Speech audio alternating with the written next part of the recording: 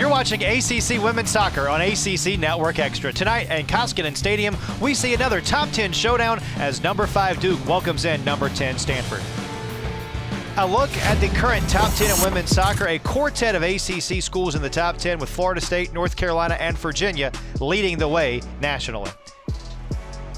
And we welcome you to Durham. Chris Edwards, happy to be alongside Ryan Craig and delighted to have you with us. Ryan, Stanford off to a 3-0 start this year, and it's because of this dynamic duo of upperclassmen. Yeah, they've been fantastic for the Cardinal this year as we take a look at what Maya Doms has been able to do. Second team all Pac-12, a hat trick earlier this year against Cal State Northridge. Pac-12 Offensive Player of the Week in late August.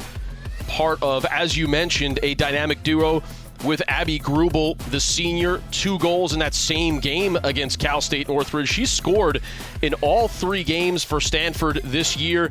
They've been consistent and excellent for Coach Ratcliffe. As you look at their numbers, Ryan, this is a duo that has combined for 8 of the team's 15 goals so far for their first 3 games of the season. Now on the flip side for Duke, they've got a phenomenal player in their own right in Tess Bodie. Bodie, drafted by New York, New Jersey, Gotham FC, went 40th overall, decided to come back and complete her final year of eligibility for head coach Robbie Church. Scored a couple of goals this year, good finisher at the penalty spot for the Blue Devils in the early part of 2021. It's the 11th all-time meeting between these two schools, and we will have the lineups and the opening touch for you coming up next on ACC Network.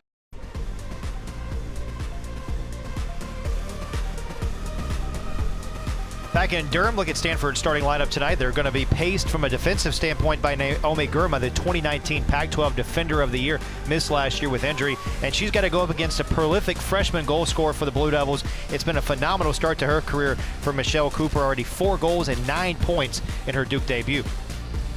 Cooper's somebody that came in with quite a few accolades to her name and has lived up to the high preseason freshman best 11. And has been just terrific from the outset. Really a special player, has the ability to get in behind a back line, but she can check to the ball, maintain possession, hold up play, facilitate for others. She and Mackenzie Pluck have been just an incredible duo for Coach Robbie Church here at the start of 2021. Cooper, the 4th player in Duke history to score a goal in her first 3 starts and had her first career assist last time out for the Blue Devils in that 2-0 victory over Vanderbilt on the road.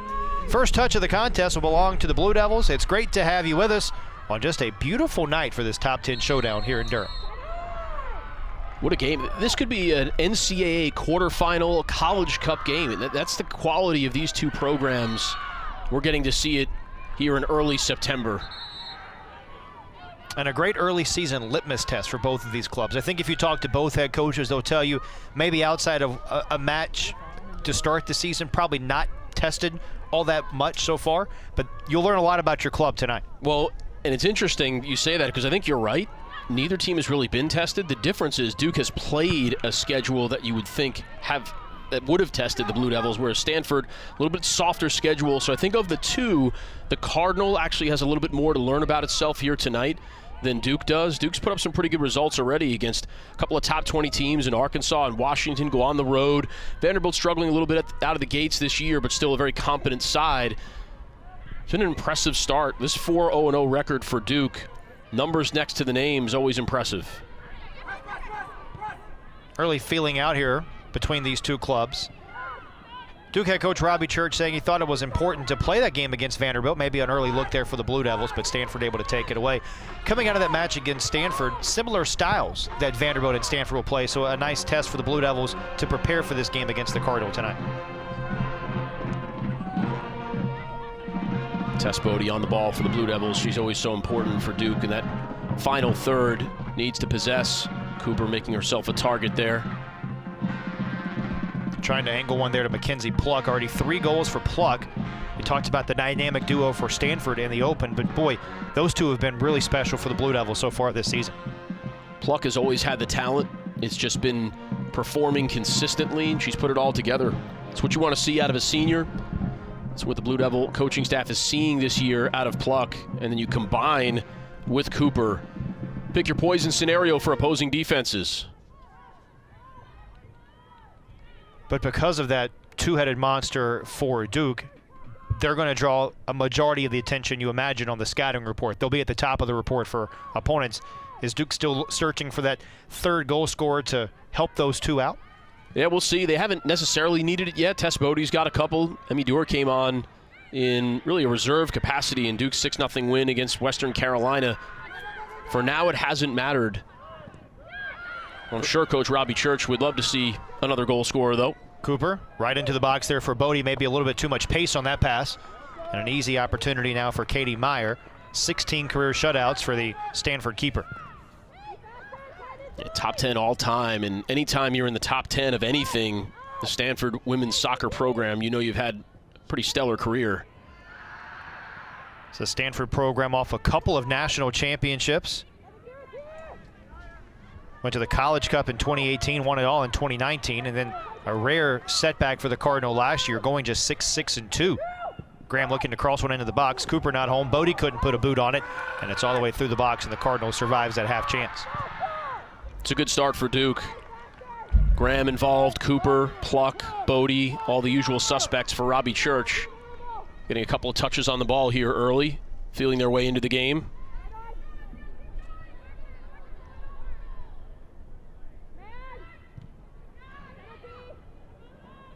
And no real opportunities yet for Stanford either. The Blue Devils have really kept the ball primarily in that attacking third for the first 4 minutes of this match. Both teams can play in a variety of ways, but both like to possess the ball. And thus far, Duke has had a vast majority of the possession here in the opening 4 minutes or so. Against a Stanford club that has been really prolific at putting up goals early, Stanford owns the Pac-12's top scoring offense. They average 5 goals a game. They're third nationally. 15 goals so far this season, 6 nationally, leads the Pac-12. Some of that a little skewed because of the competition that they have played with the 7-0 win over CSUN, the 6-0 win over San Diego State, but still have to complete it and put the ball into the back of the net. You play who's in front of you. I agree, and that goes back to what I was talking about a little bit earlier, where this is really the first time that Stanford, we talked about Duke getting tested, this is the first time Stanford will be tested this year and really have to play a clean game to get a result. They could get away with a B- effort against a couple of those teams they've already taken on this year and come away with a victory. That's not going to be the case here at Koskinen Stadium tonight. And another throw-in coming for the Blue Devils. Be Katie Groff to toss it in. Really came on last year for the Blue Devils. Versatile player. And talking to Coach Robbie Church, Katie Groff, Emily Royson, as they've gotten better, so has this Duke defense. There are two players that increased their role a year ago and seeing a lot more time this season. This one punched ahead for Graham. Settles, looks for an angle, and now again, Pluck unable to handle that ball. Stanford able to possess the ball for really one of the first times tonight, but again, too much pace on that pass and unable to track it down was Abby Grubel. Yeah, rarity there. Grubel, a heavy touch, just dribbled it right across the sideline into her own bench. Cardinal haven't quite gotten their feet under them at this point. Given away, though, there by Pluck.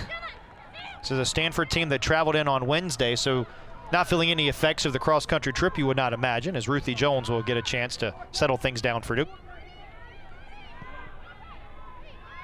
And nearly a misplay there for the Blue Devils, but fortunately for Duke, a chance to settle things in the middle third.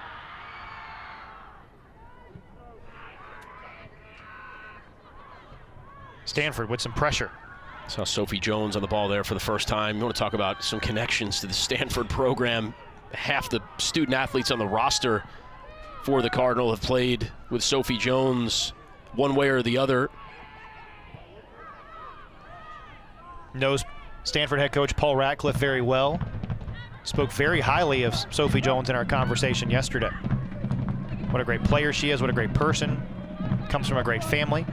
And a throw-in coming here for the Blue Devils. Speaking of Paul Ratcliffe, the head coach of Stanford, he is in his 19th season, 24th overall. Look at those credentials. 3 national championships, 5 college cups, 9 Pac-12 titles, Pac-12 coach of the year 9 different times. Boy, 2 really good coaches going at it tonight. 329 wins to 58 losses. Cooper trying to outrun the defense. And Cooper taken down just outside of the box, but no foul. We play on. Coach Ratcliffe talked about how athletic Kennedy Wesley is. She showed it there. There are not a lot of center backs that can keep step for step with Cooper, but she was able to there. And now Stanford an opportunity. And this one just wide of the cage. It was Kitahara, the freshman, trying to make an impact, but we'll get an opportunity here for the Cardinal with their first corner of the afternoon.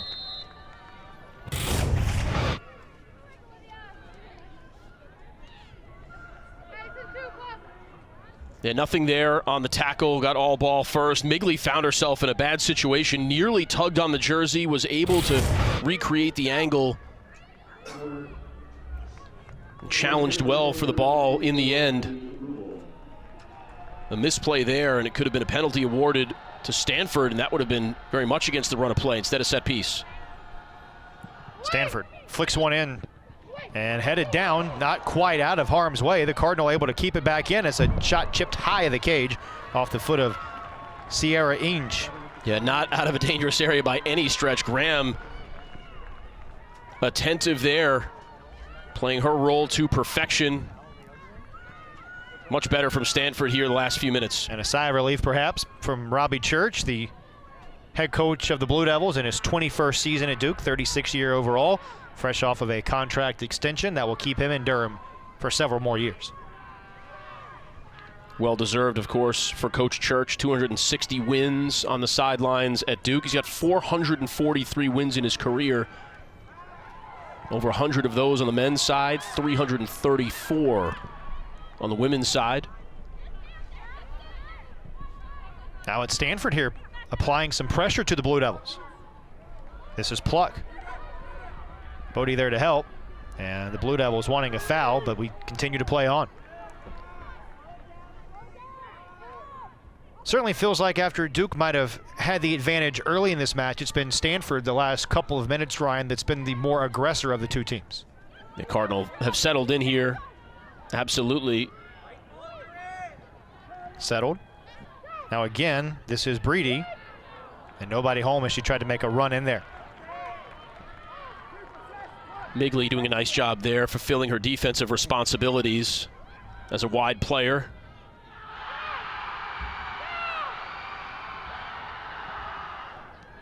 Doms, who can certainly shoot from distance. Yeah, she can go at people as well, draws a lot of attention. This is Williams, who had that one pinballed down. Looks like it was Delaney Graham that got in there, and now Sophie Jones the other way for Duke. Cooper. Now Delaney Graham, but a nice step-through move that time by Stanford and Pagador. Read nicely that time by the freshman.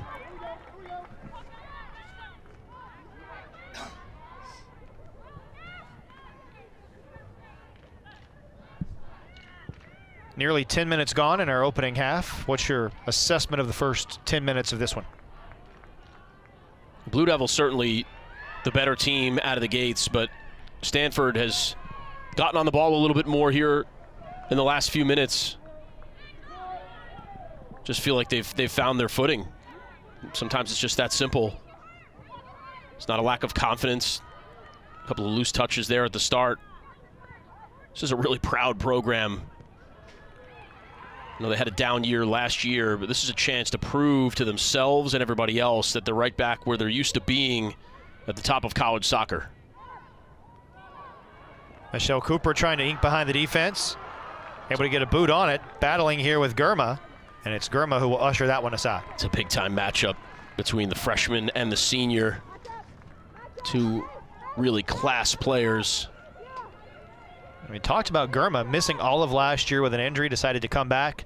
Pac-12 Defensive Player of the Year in 2019. Third team All Pac-12 and all freshman team to her accolades as well. Yeah, wears one of the captain's armbands. Delaney Graham trying to track this one down, but too much air underneath it, and a goal kick coming for the Cardinal. Graham is such an interesting player for Duke. She's played as a forward, a wide player. She's been on the back line for Coach Robbie Church, third team All-ACC. One of the more versatile players you'll see all season, can run for days. You'll see her try to get up and down the field loves to get forward, send a ball across. And has had some impactful goals for the Blue Devils as well.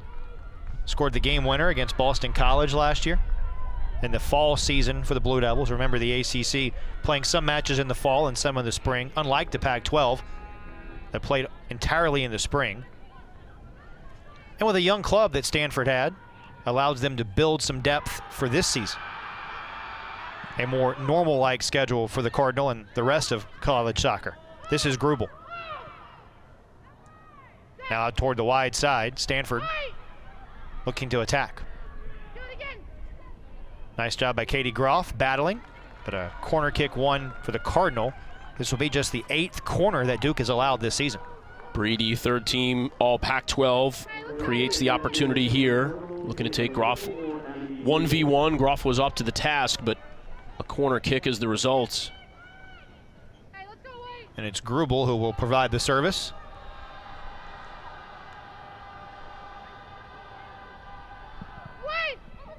Ball in. Cooper able to get ahead on it, but Grubel will settle and sling one into the box that the Blue Devils are able to get out of harm's way for the moment.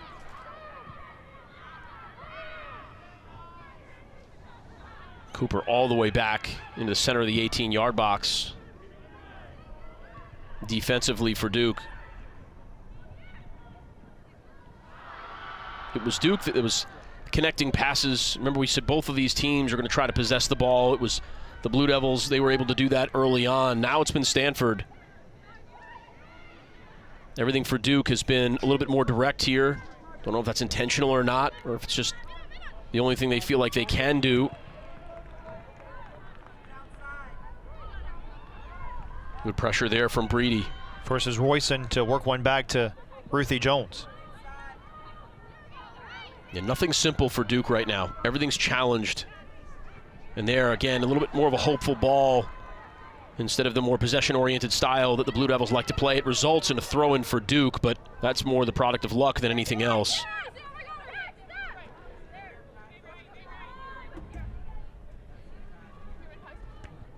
Cooper targeted there, trying to win the ball up for Bodie. But a quartet of Cardinal surrounding the Blue Devils. Boy, the Blue Devils had Migley open and a chance to run on the wide side of the field, but unable to get the ball that way. Seems like a lot of that is credit to Stanford and what they've been able to do from a pressure standpoint.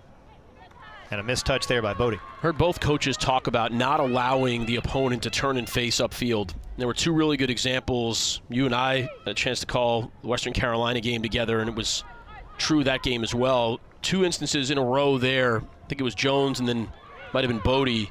They had to play the ball back right where it came from. Even on their own side of midfield, Stanford is not allowing the Blue Devils to turn and face. And Jones taken down, but it looks like they'll get the foul here on the Blue Devils. So a great opportunity for Stanford just outside of the 18-yard box to maybe make the first dent in the scoreboard.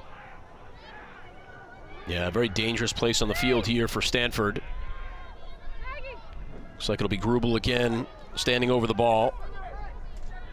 And Robbie Church voicing his displeasure as Jones taken down there, but our officials feeling like Jones was more of the aggressive player. She commits the foul, and now Grubel punches one in that's headed away by the Blue Devils, and possession retained by the Cardinal, trying to use the touchline as an extra offensive player. And the Cardinal again win the corner. It was Caitlin Cosme that was trying to win the possession for Duke. And already now the third corner of this opening half for Stanford. Grubel's been busy on the set piece service. No real short option here for the Cardinal.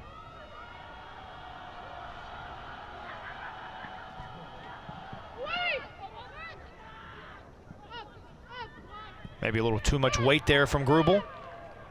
Yeah, not what she intended there. Pressure continues, though, for Stanford.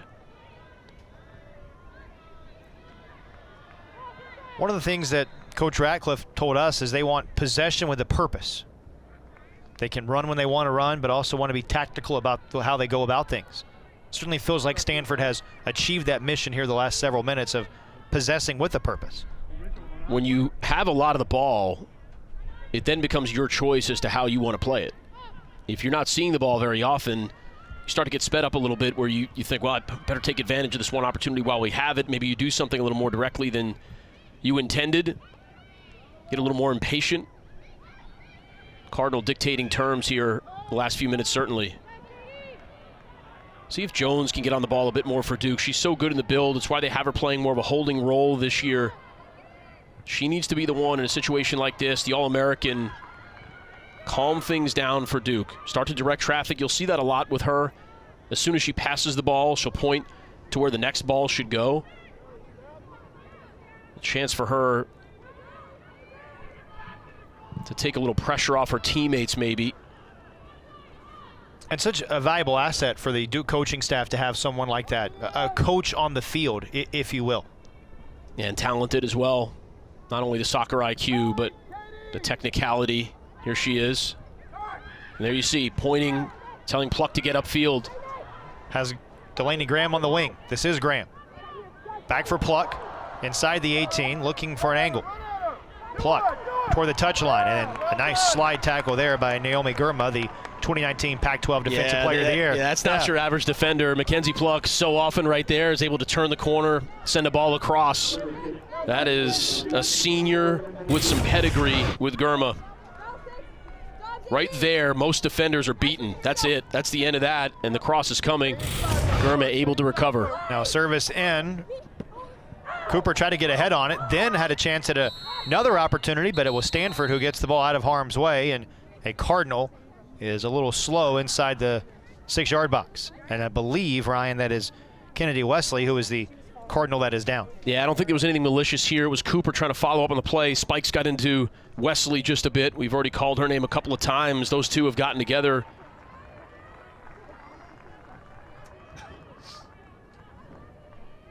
Cooper was the one who made the initial contact, and then she was following up on the play. Wesley, the 2019 Pac-12 freshman team member, able to stay in.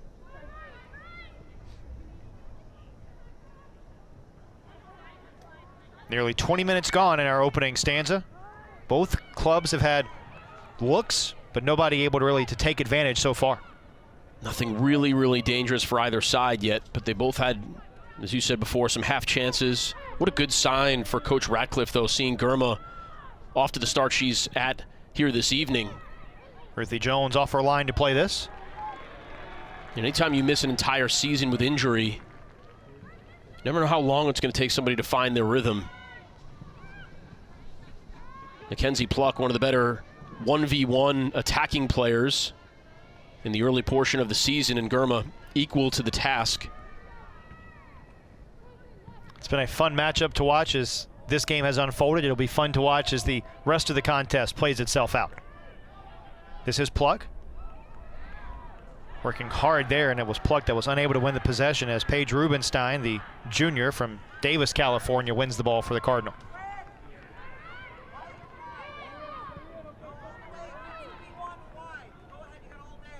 A lot of weight on the passes from Stanford. Paglador. And now works it back to Girma.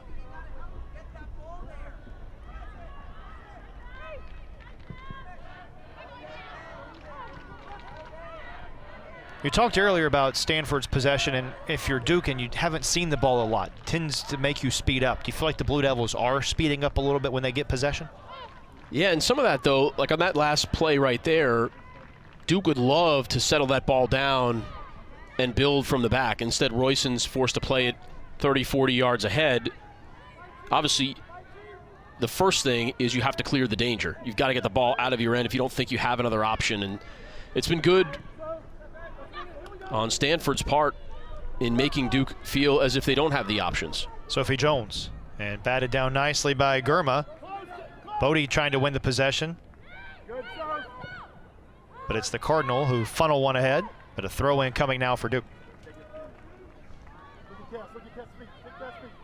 Yeah, we're more than 20 minutes in now Everybody fully into the game at this point. Haven't seen a substitute yet.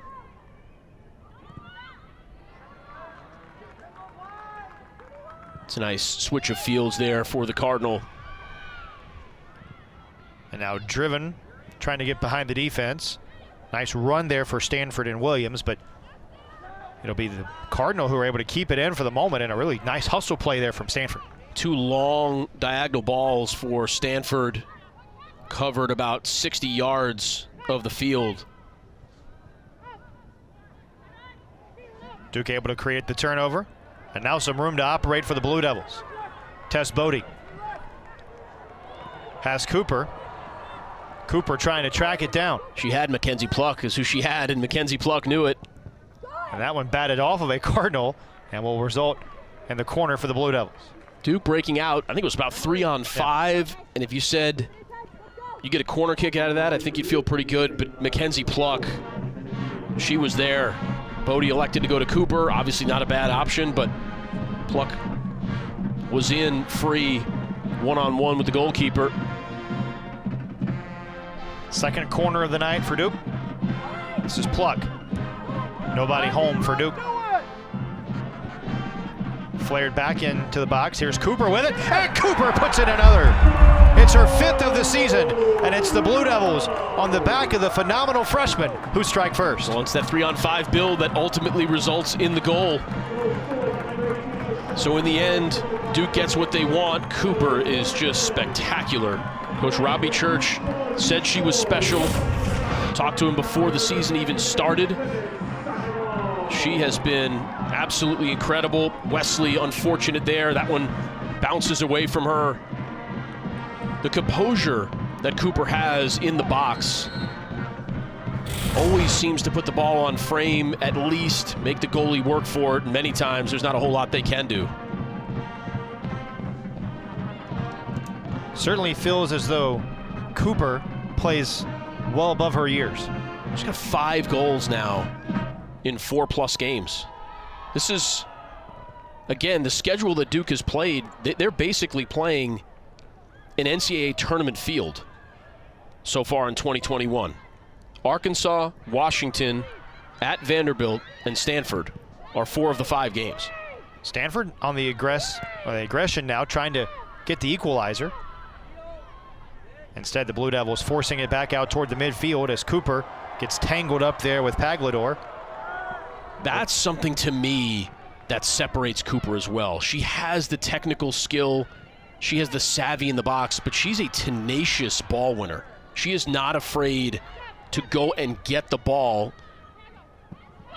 Nobody home for Stanford on the cross. So many times with goal scorers, they just want to be given the ball.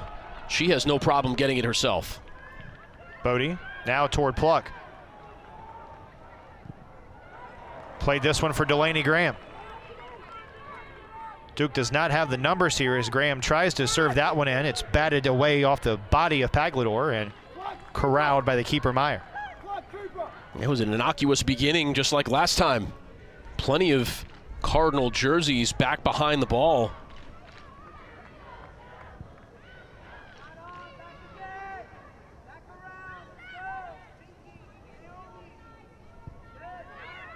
Does the strategy or the way that Stanford approaches the match change now, being down 1-0? Nah, too early for that, I think. Still a load of time left in this half, much less the game. I don't think Coach Ratcliffe will be bothered. Certainly doesn't want to be down 1-0, but no panic button just yet. Now, if there were 15 minutes left in the game, sure, might be a little different story. This is Cooper. And now Pluck. Pressure from behind there on Pluck. It was Grubel providing the trouble for Duke. And a nice switch of field that time by the Blue Devils. Royson with a juke move, if you will. And too much there for Pluck on that chip, maybe a little heavy, as she tried to float one ahead for Delaney Graham. The fancy dribbling by Royson. And now the throw in for the Cardinal.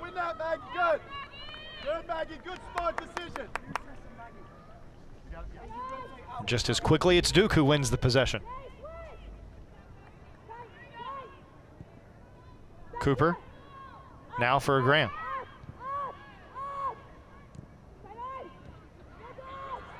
It's a good job by Groff there. Wasn't the greatest pass. Cooper drives one, but wide of the frame. Most times you would say that's a bit ambitious. Not for her. Not for 18. She has scored a number of goals from that 20 to 25 yard range already this year. And the first sub of the match for the Cardinal, Amy Sayer, the sophomore from Sydney, Australia. Not bad when you can bring an all-conference performer off of your bench, as Sayer was a season ago for Coach Radcliffe's club. Member of the Australian national team as well. She's actually played with the national team. You mentioned the depth for Stanford. You're looking at 2 of the 3 teams in the country here tonight that have made the quarterfinals of the NCAA tournament 7 out of the last 10 years. That's the kind of consistent excellence these 2 programs bring.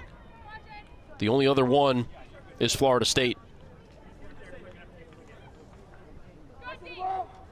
And if you look at the series history between these 2 clubs, not often that they meet in a regular season. They are mostly in the College Cup, in a quarterfinal.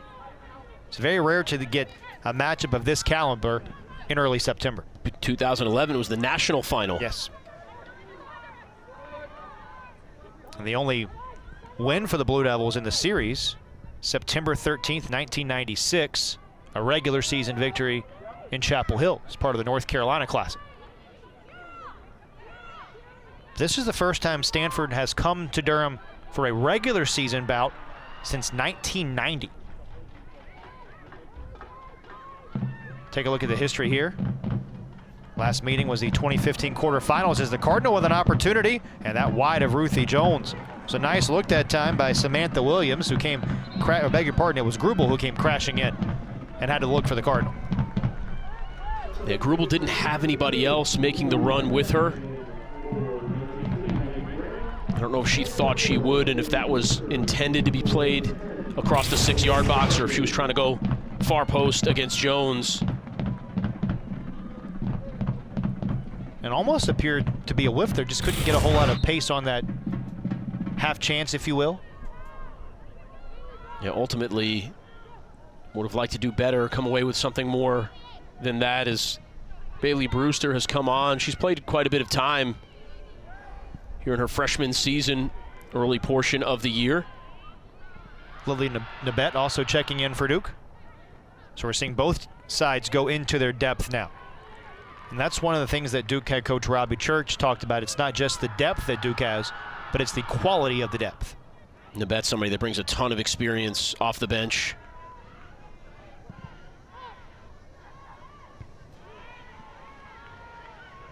Good problem to have for Duke and probably for Stanford as well. Not enough minutes to go around for all of the quality players. Yeah, Nabet, Cosme, and Bodie coming into the season, 112 wins, over 12,000 minutes played for that trio. Decided to come back and use their super senior year, if you will. Williams tries to serve one in. A couple of Cardinal are there, and Ruthie Jones able to pick this one up as Groff went down, but we play on.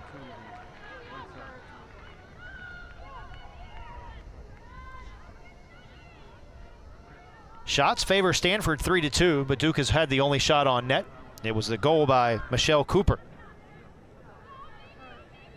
nearly 7 minutes ago that gave the Blue Devils the current 1-0 lead.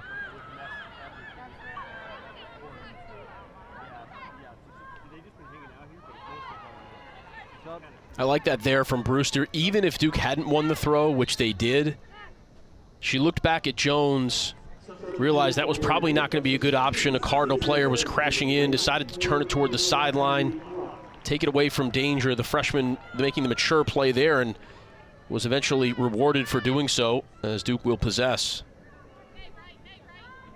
Brewster to toss it in, and the throw in won by the Cardinal.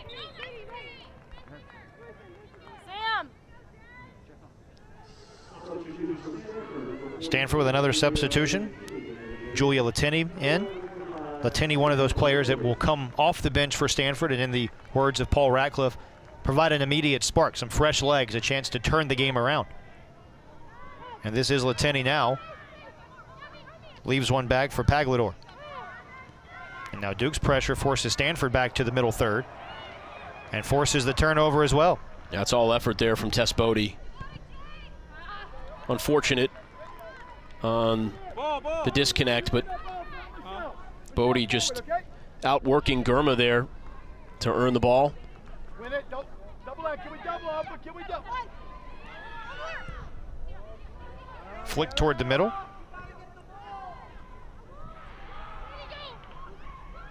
Doms trying to leak behind the defense. Instead, a drive into the box. Stanford trying to keep it in, and they do. Impressive speed there by Sayer. Kerbal headed away. And another nice ball by Sophie Jones just to get it out of harm's way for a moment. But the Cardinal really attacking here, looking for that equalizer as we tick down toward the final 13 minutes of the half. Service in, near post, and Jones able to make the stop. Yeah, Jones had to come back near post, playing that ball as if it was going to be a cross. It was on target. Jones had to be careful not to leak out in front of the goal too far. I doubt that's what Grubel had in mind, but it was labeled. Now a 50-50 ball, settled by the Blue Devils for the moment.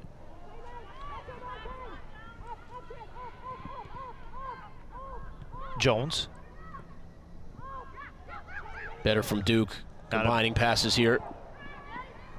The bet tried to flutter one in for Cooper. Instead, it's Stanford trying to connect some passes here.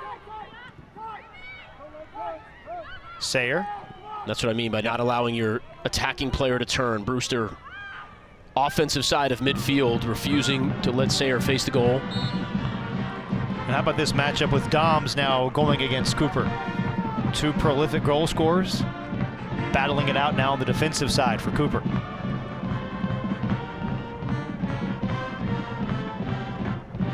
That long diagonal ball has been there for Stanford. Grubel picks it up, and a nice step-through move that time by the Blue Devils. Graham, former defender, good in the 1v1. Doms, and down to a knee is Jones to play another. Played that well off the short hop, not to give up a rebound in that scenario.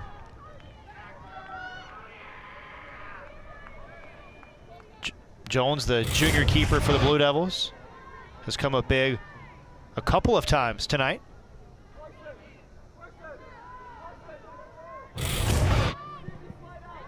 Jones has not faced a ton of shots this year entering play tonight. Teams just over 4 shots per game against the Blue Devils. Speaks to how good that Duke defense has been. No call, we play on. Certainly it feels as though our officials have let this game play a little more. Yeah, Brewster got the ball first there. It's a clean challenge. Been impressed by Brewster, the start of her career. Duke has some really good options along that back line. You mentioned Brewster in the start to her career. She's had a phenomenal start, but it's been overshadowed a little bit by her freshman counterpart in Michelle Cooper. A Cardinal, by the way, slow to get up in the midfield. It's Wesley. And now Cooper trying to challenge here. It's Cooper going to work against Gurma. Cooper now for Graham, and a takedown from behind, but the corner awarded to the Blue Devils. Yeah, it's ball first for Paglador once again. I think the calls have been good for the official. Wesley is going to need about 13 bags of ice after this game. She has had some physical encounters with Michelle Cooper, who is a physical player. Closer than I thought.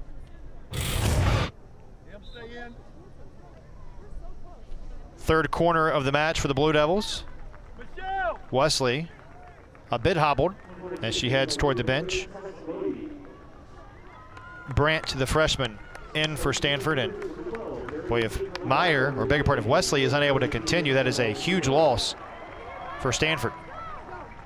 And now Duke brings Mary Kate McGuire on the field for Cooper, and the Blue Devils bringing a player off the bench that has 16 career goals.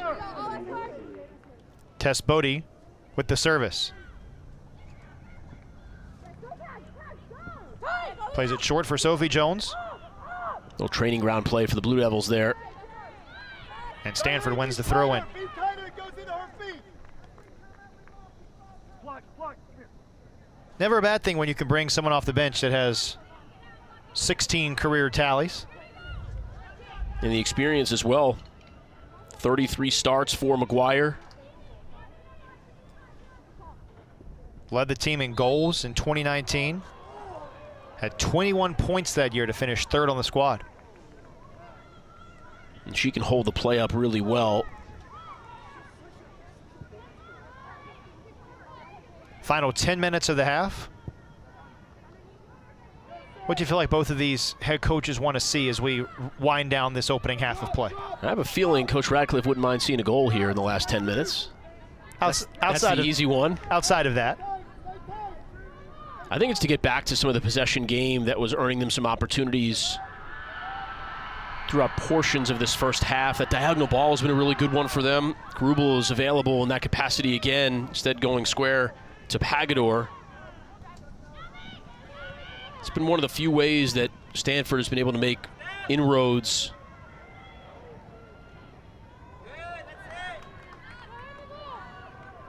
and Coach Robbie Church, I think you just got to find a way to get this 1-0 to halftime. To give up a goal here in the final 10 minutes would be a little deflating. Of course, if you can make it 2-0, that's all the better. That's one of the things that Robbie Church has talked about. He's liked the starts for his club, but Duke has not scored a ton of goals in the first half this year. Most of Duke's offense has come in the second stanza, so has to be pleased with the early offense from his club tonight. 4 goals now in the first half this year, all 4 scored by Cooper. And they're just dominating opponents in half number 2. 10-1 in favor of the Blue Devils. So a good sign for Duke. This is supposedly their worst half, if you will. And they've got a 1-0 lead.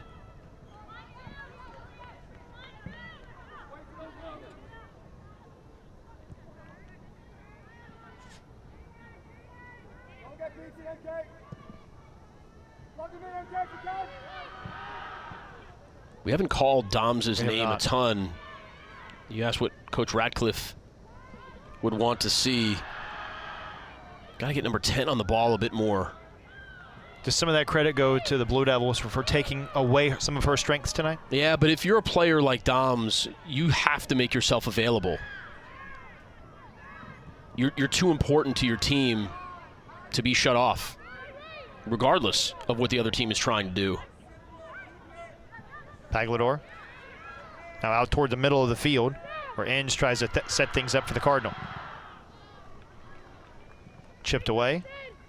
Cardinal win the throw in deep in their attacking third.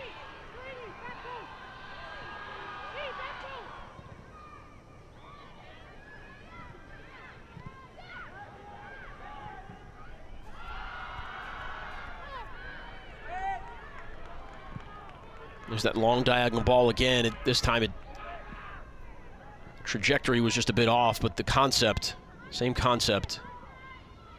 Sophie Jones now in the middle for Duke. Jones takes a tumble. Duke keeps the possession. Bodie now for Delaney Graham, but a couple of Cardinal defenders there, and Grubel grabs the possession for Stanford before the Blue Devils usher it away. And the Cardinal with the throw-in.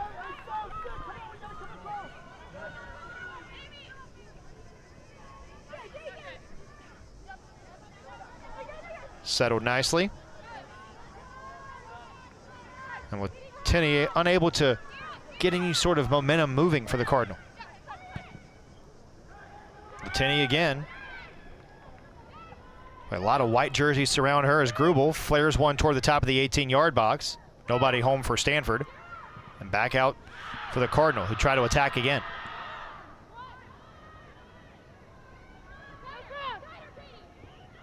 That's a nice step there. Groff having none of it. We've called Groff's name a lot tonight, having a whale of a defensive first half. As that ball into the box. Somebody else making the run for the Cardinal, though. And now it's settled. That one batted down. Stanford asking for a handball. Yeah, Duke playing with fire there. Poor clearance and then nearly a handball. Cardinal protesting that it should be a penalty awarded. And it was Doms, of all people, turning it over to her on the top of the 18-yard box. Blue Devils lucky. Cardinal didn't make more of that opportunity. Now Brewster through the midfield, leaves one off for Bodie. And now Delaney Graham draws a crowd. Nice pass by Jones. Right back to Bodie, who settles it near the touchline.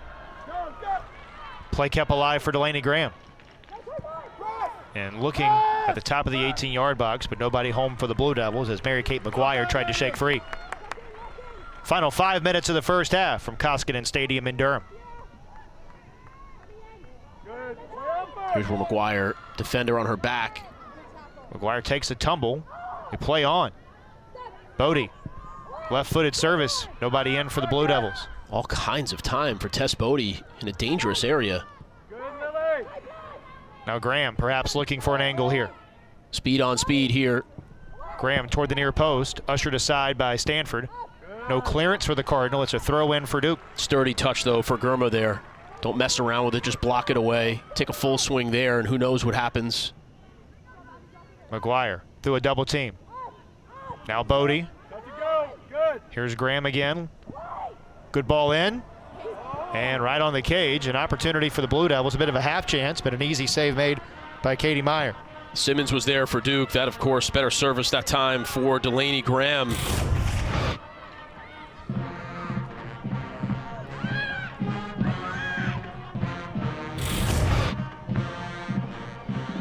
And now Stanford with less than 4 minutes to go in the first half.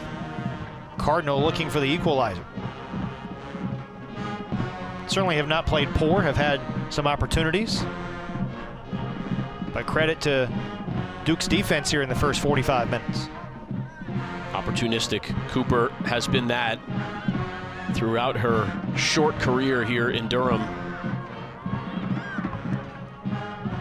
I think at the time you mentioned it was Duke's only shot on goal. It was. Throw in one by the Blue Devils. Stanford, meanwhile, has 4 shots. Only one of them on target.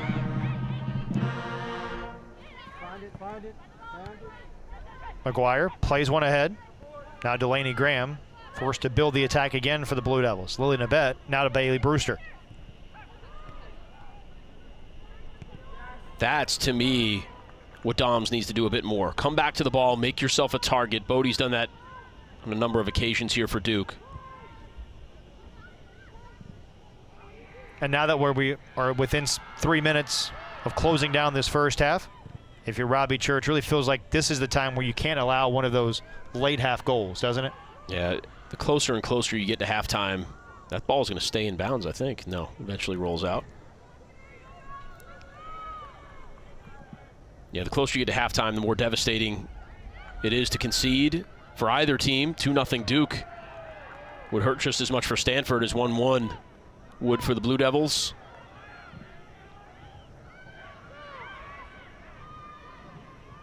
And this one all the way back to Meyer, who settles and surveys.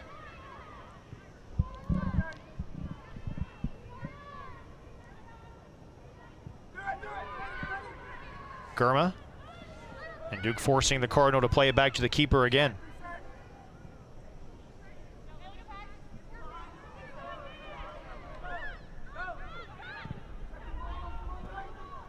Dumped ahead, headed down.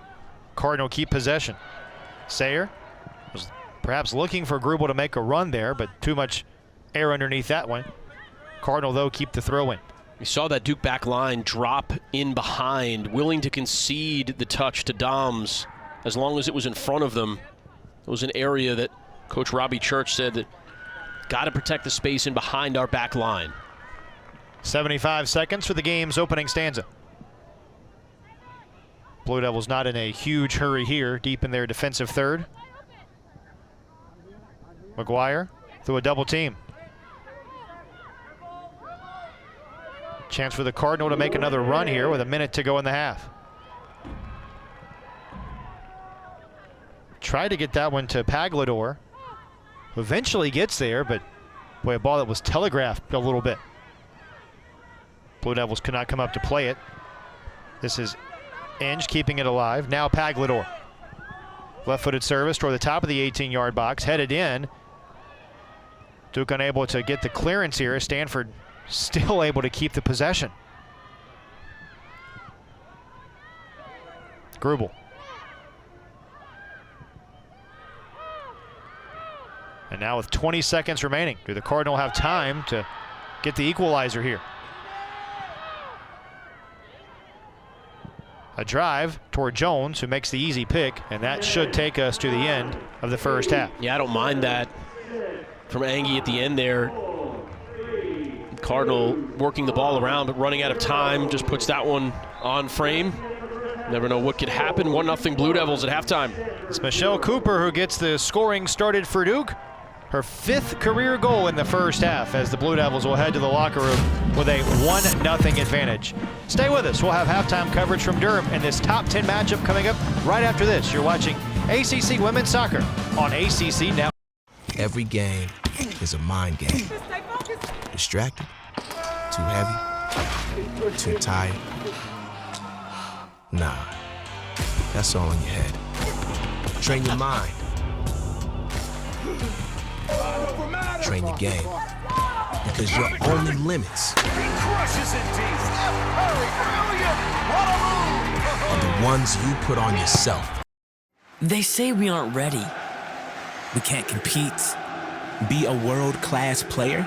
They say, kid, You're dreaming.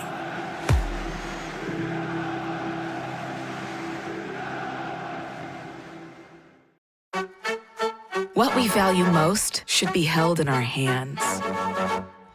A trust that fuels us to know exactly where we stand. When the care we give back shows up in everything we do, then we become the good we can't afford to lose. There's power in our purpose to reach higher than before. What we value. Jeremiah energy is everything. I was like, somebody needs to see this awesomeness I get every time I go to Chick-fil-A. She said, "Can I record you?" I was like, "Of course." You have an awesome day up ahead. All right, thank you. Chick-fil-A. The next thing you know, it was like, boom. People that never even been to Wilmington that wanted to come to Chick-fil-A to meet Jeremiah. I always have my mindset like I'm on a mission. I'm here to make today the best day ever. Whining windows or flying off the Today, shelf. your customers want it all. You have to deal with higher expectations, and you have to lower wait times. last one. With IBM, you can do both. Your business can unify apps and data across your clouds, so you can address supply chain issues in real time before they impact your bottom line. Predicting and managing operational issues. That's why so. Hey, Neil, with 3% cash back at drugstores from Chase Freedom Unlimited, you're always earning. I got this great shampoo you should try. Yeah, you look good. Of course I do, Neil. I'm Kevin Hart. Earn 3% at drugstores and so much more. Chase, make more of what's yours. Hitting the road this summer? Not all 5G networks are created equal. T-Mobile covers more interstate highway miles with 5G than the other guys. T-Mobile, America's largest.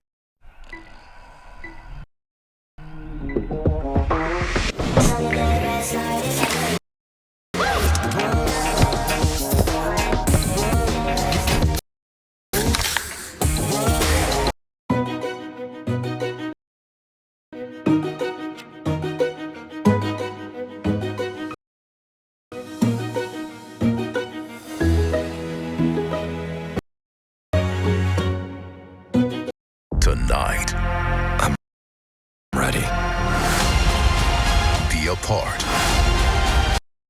of the best superhero film of the year. Did you bet against me? Marvel Show. Ace is the only hardware retailer that carries Benjamin Moore paint at over 3,800 stores. With Benjamin Moore's premium quality, huge selection of colors, plus Ace's award-winning service, you can be confident you're getting the best. Then buy in store or online for curbside pickup or free delivery. When you want the best, Benjamin Moore Paint from Ace. Around the block, what you need in stock, with people who know their paint. Your local Ace has everything you need. And since we're right around the block, we'll deliver your paint for free. Ace is the place with the helpful hardware, folks.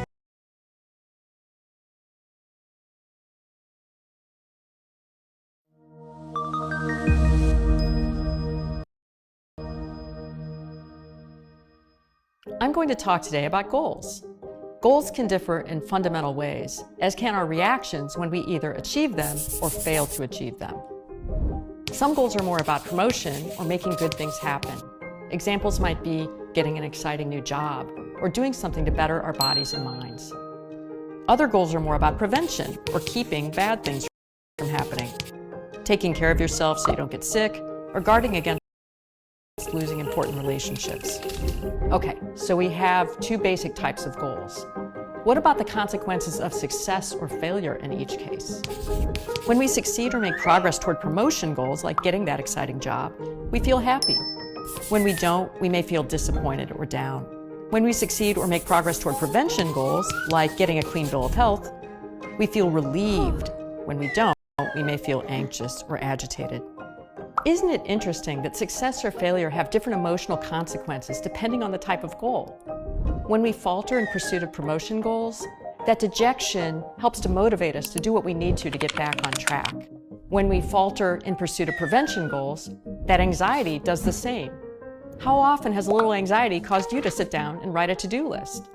If these consequences aren't too dire or too frequent, the feedback helps us keep making progress toward our goals. This is known as effective self-regulation. As I've been talking, you've probably begun thinking about the kind of goals you tend to set for yourself. Are you more promotion-oriented or more prevention-oriented? Certainly everyone sets each type of goal. When most of us go to the beach, the goal of enjoying time with friends probably supersedes the goal of avoiding rip currents. But many of us probably lean more in one direction or the other. Some of this may be a result of our upbringing. Did your parents or other influential people in your life focus more on celebrating your successes or on questioning you when you messed up? Some years ago, I worked with Dr. Tim Strauman and other researchers to help develop a new psychotherapy for depression based on what we know about self-regulation and regulatory style. The idea is that when people who are promotion-oriented repeatedly fail to achieve their promotion goals, it makes them prone to depression. All of that dejection adds up to stall their goal pursuit. The main task of the therapy is to reinitiate goal pursuit, which can come from re-examining and possibly adjusting people's goals, as well as the ways they try to achieve them. Is it really important to make all A's? That would be an example of questioning the goal. Is using cliched pickup lines really the best way to get people romantically interested in you? A silly example, but that would be questioning the strategies and tactics that we use to achieve our goals. Yet people who are prevention-oriented also may benefit from re-examining their goals. Maybe relief isn't the most positive emotional outcome that we should be striving for. If you find yourself stalled on achieving important goals, or if you feel like your approach is lopsided, it may be worth asking not just whether you should change the strategies and tactics you're using to approach your goals, but whether you've selected the best goal for the situation in the first place. Oh my, with Chase Freedom Unlimited, I earn all this cash back? Oh, I gotta tell everyone. Hey, Rita, you can earn 3% on dining, including takeout. Bon appetit. Hey, Kim, you earn 5% on travel purchase through Chase. Way ahead of you. Hey, Neil, you can earn 3% at drugstores. Buddy, I'm right here. Why are you yelling? Because that's what I do. You're always earning with 5% cash back on travel purchase through Chase. 3% at drugstores, 3% on dining, including takeout, and 1.5% on everything else you buy. Chase, make more of what you... The leap of faith. Some hesitate, but not you. You don't ask what if. You embrace what's next with open arms. You don't question your decision. You double down. Because you know the thrill is worth it. Introducing the 2022 Telluride Nightfall Edition. Boost and Cricket charge more for unlimited 5G. Metro doesn't. Introducing the big 5G upgrade. Just $25 a month gets you unlimited 5G and a free 5G smartphone. That's half the price for one line of unlimited 5G smartphone data. Plus a free Samsung Galaxy 5G when you switch and trade in. All with the power of the T-Mobile 5G network. Rule your day with 5G.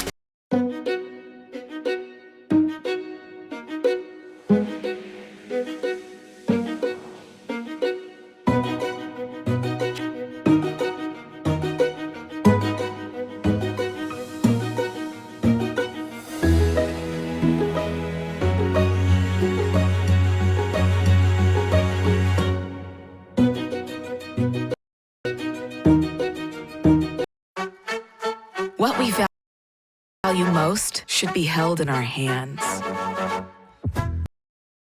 A trust that fuels us to know exactly where we stand. When the care we give back shows up in everything we do, then we become the good we can't afford to lose.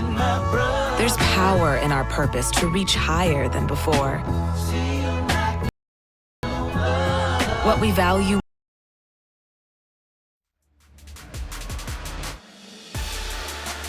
Halftime in Durham as the Blue Devils lead the Cardinal 1-0. Taking a look at scores from around the ACC tonight.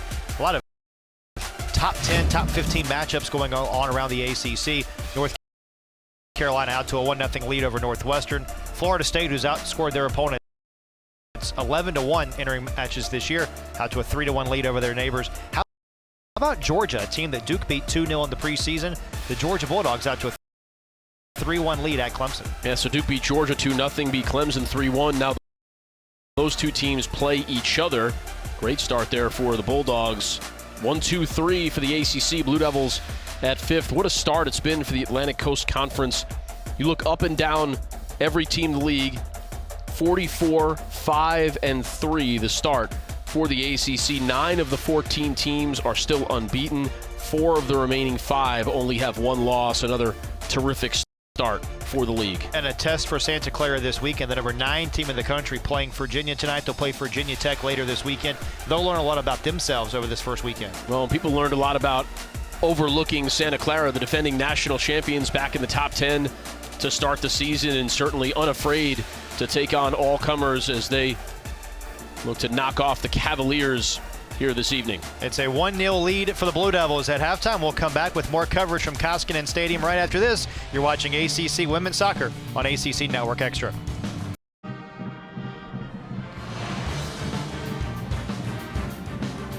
All smiles for the Blue Devils at halftime. The 5th-ranked team in the country leading the 10th-ranked Cardinal 1-0 as we take a look back at the first half highlights. Stanford had plenty of opportunities to start this contest, Ryan, but Duke's defense was up to the challenge. That was one of the best ones right there. Delaney Graham on the far post doing a great job, and then second ball just played over the frame. Ruthie Jones almost caught looking a little early there at the cross, but in plenty of time. Dom's one of the few chances she really had to strike a ball in the first half. And then Michelle Cooper doing what Michelle Cooper does. She gets the Blue Devils on the board with her 5th goal of the season. Unfortunate if you're Stanford here because you had the ball cleared and just didn't clean it up afterwards. And Cooper making quick work of that second opportunity. 5 goals in 5 games, 4.5 really for the freshman. And all smiles for the Blue Devils as they start the second half of play here at Koskinen Stadium. We take a look at the numbers in the first half. What jumps out to you? Blue Devils were actually outshot 5-3. But again, all it takes is the one opportunity with Cooper. Relatively clean game, only 4 fouls committed. Very talented sides here, letting their play speak for itself. And referee, I think with a bunch of really good decisions, there have been some foul or potential fouls. Players ended up on the ground, but I thought good calls. Ball was won first. And so allowing everybody to play in a manner that I would deem appropriate here through 45 minutes. Michelle Cooper will start the second half for the Blue Devils. No surprise there as Duke trots out the same starters. Same for the Cardinal, we imagine, too, who take a moment to collect themselves before we start this second 45 minutes. And Nabet is going to start the second half for Duke. That's a bit of a change. Maggie Graham was out there. As we take a look at our second half adjustments, and for the Cardinal, Coach Ratcliffe talked about if it's on, then go. Attack with speed. I don't know if I've seen a whole lot of that, and maybe because it's just not been on, but do you maybe press? Do you force the issue here? Give the Blue Devil defense something to think about, and for Duke, on that defensive back line, the balance, maintaining the balance.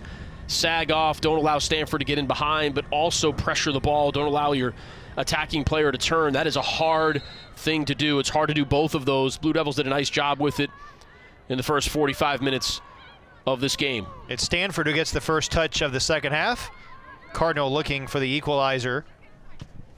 And Ryan, in this contest, we know how early in the game in the contest you have that feeling out process. So Stanford, a nice ball in, but nobody home for the Cardinal. Duke looking for the clearance. Not yet. Stanford with an opportunity. There's a drive that's headed away nicely by Duke. And it's been Stanford who's come out and been the more aggressive team off this opening touch. But in the second half, is it another feeling out process for these two clubs after the adjustments that were made at the break?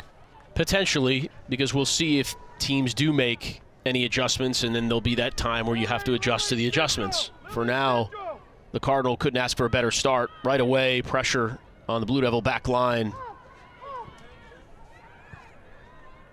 Grubel had a really nice first half, had some great opportunities. This is a drive from Paglador that's high and wide of the cage, and the goal kick coming. We talked about it in the first half. Grubel, Doms, the two prolific scorers for Stanford, combined for 8 goals already this season. How do the Cardinals get them involved in what they want to do offensively? Well, just first of all, real quick, Paglador I thought settled there a little bit. I thought there was more available in that opportunity for Stanford, but a lot of it is making yourself available. Here's Doms on the ball right now. And leaves one off for Williams. She's looking for an angle perhaps. Williams had that one deflected nicely by a Blue Devil. Good defensive play again by Emily Royson. Yeah, Williams can play either the right or left side. Here she is working down the right side of the field against Royson. Well, wins the corner kick as well.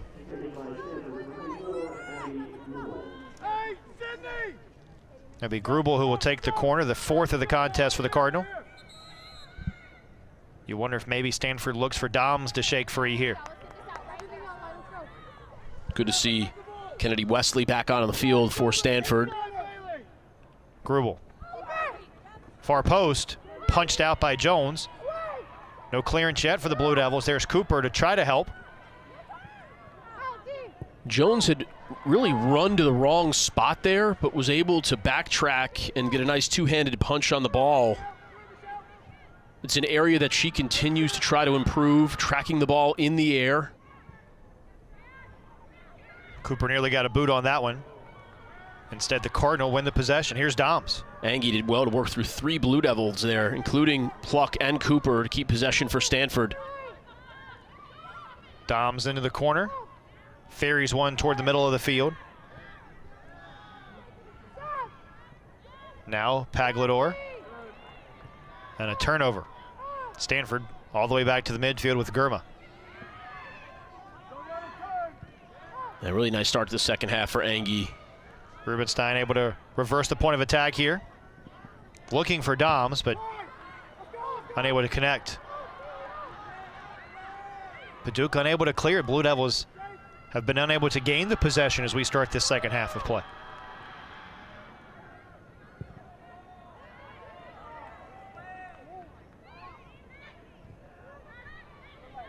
Now Rubenstein again.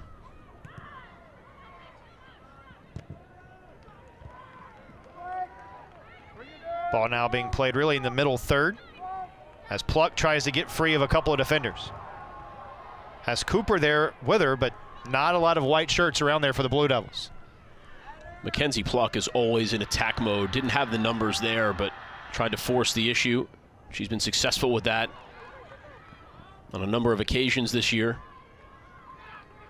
And Ruthie Jones wants to settle things down for Duke. Breedy up to provide a little challenge.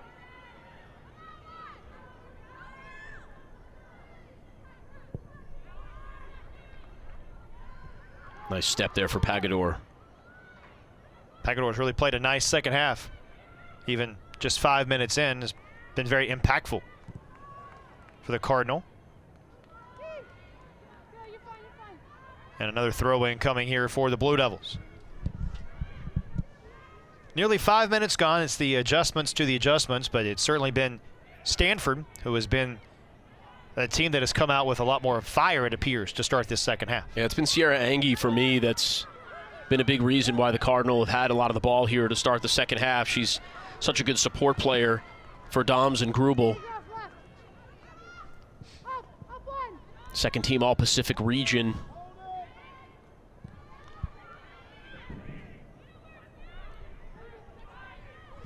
And what do the Blue Devils have to do, Ryan, to sort of change the trajectory of this second half? I like that play right there, actually. Nabet going back to Jones, that distribution not on target, but the idea of let's try to settle and possess a little bit as opposed to banging it out to the midfield line like they had on a number of occasions, forcing Pluck and Cooper to try to make something out of it. That was a little bit more of a let's try to build something, but The pass from Jones didn't allow for it. Off the foot of Doms, out toward the midfield. Cooper trying to reverse direction, misplayed that one. Nice play there by the Blue Devils to step through. It was nice by Wesley as well to win the ball back. Looked like Simmons was going to come away with that. With Wesley out of position, she knew it. What a move. Into the 18 and a drive that's high. Nice little step over there. Terrific play by Quijada, the freshman. Had her first 2 career goals against San Diego State. Look at the extra gear here. This is Delaney Graham, all ACC talent. Just leaves her behind. Only thing there for the freshman, Quijada has to get that on frame. You've got to make Ruthie Jones make a save there or play something to your teammate. Really impressive run, though, for the Hillsborough, California native. How about the lineage in Quijada's family? Her grandfather was on the Olympic swimming team in 1944, and her great-grandfather was a professional soccer player for the Netherlands in the 1920s. Similar athletic pedigree to the two of us here. Absolutely. Other than, you know, the Olympic athlete part of it. If you want to talk the Olympics, talk about these 2 programs. Olympians galore. Cooper looking for some help, batted down, kept alive by Simmons. Good defending from Wesley. That's good scouting, that's good understanding your opposition. A lot of people would just give Cooper lay off there for fear that she might beat them with pace. Wesley knows that Cooper can pull the trigger from that distance and knows that she has the speed to stay with her. Really good stuff there from the junior. Now Sophie Jones. And it comes all the way back to Katie Groff, who played a really nice first half for Duke. Feathered in. Cooper trying to shake free. Duke asking. Offside flag offside, was up. Yes. Blue Devils were asking for a handball there. Instead, it's the offside flag against the Blue Devils. Wesley's never been so happy to see a flag raised. That was awkward. Cooper bearing down, but offsides. Stanford surviving a little bit of a Duke charge, the first that we've seen from the Blue Devils in this second half. That's too casual there. It's given away. And a left-footed drive just high of the cage. Another great opportunity for the Blue Devils, but a little high for Mackenzie Pluck. Yeah, I don't mind that from Pluck. Obviously, she's got to get that on goal, but totally unsettled situation. Meyer was off her line. Meyer really just sort of caught there. Need to be more decisive in your own third if you're the Cardinal. The Blue Devils pressuring the ball. Cooper, hard challenge there. We talked a moment ago, Ryan, about the pedigree from an international standpoint. Look at the Olympians from the Tokyo Games. Stanford, USA, New Zealand. Obviously Quinn representing Canada. Michelle Cooper representing the Blue Devils here, as that one knocked down nicely by Girma.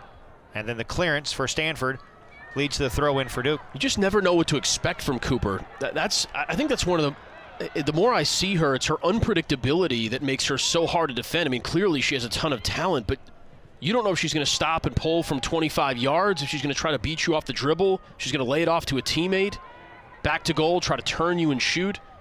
Just has so much in the arsenal, it's hard to decide how to play her. Nice step-through move there by the Blue Devils. And that one goes all the way back to Meyer. And to your point, a lot of arrows in the quiver for Michelle Cooper. And we were talking about it during halftime off the air, just how unselfish she is. First career assist against Vanderbilt last time out for the Blue Devils. Yeah, that's the problem, is even if you have her well defended, she can find the open player and make the intelligent play as well. One of those players that's not afraid to go after the ball in a defensive side of things. And tackles hard.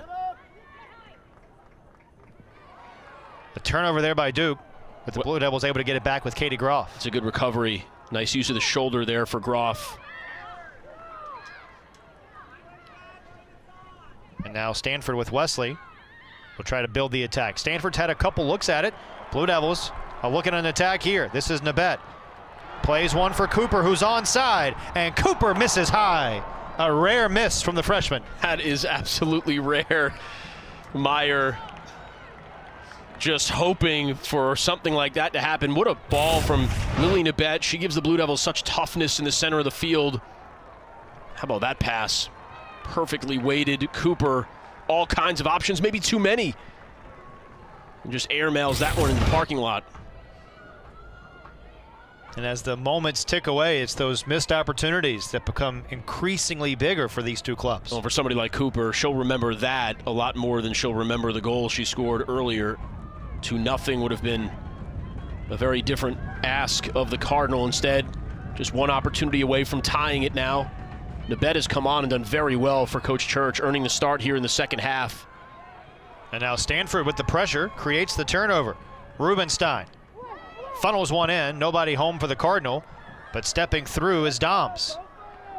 Nice coverage on her not to allow Doms to get free. And then chaperoned away across the middle third for the Blue Devils.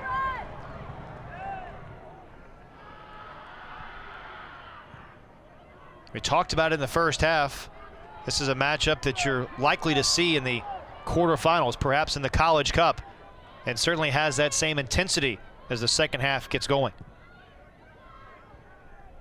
Cooper, a nice step through that time by the Cardinal.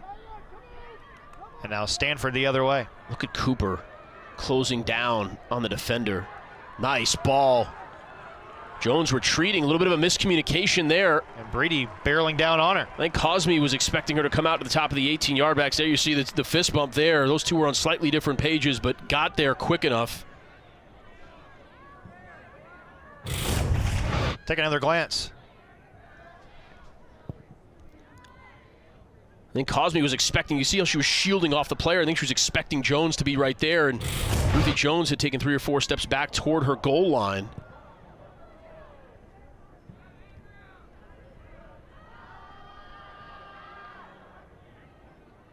A break for the Blue Devils, as this one played all the way back to Katie Meyer.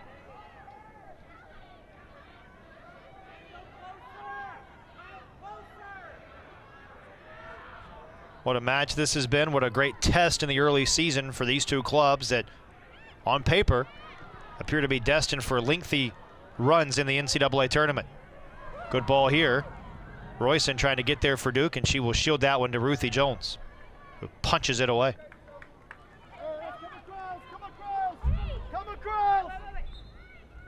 Cardinal will be tested in a couple of matches this weekend. They will stay in North Carolina. Will take on the North Carolina Tar Heels on Sunday down the road in Chapel Hill. Wesley limping a bit as she comes off. She gives way to Ivani Brandt.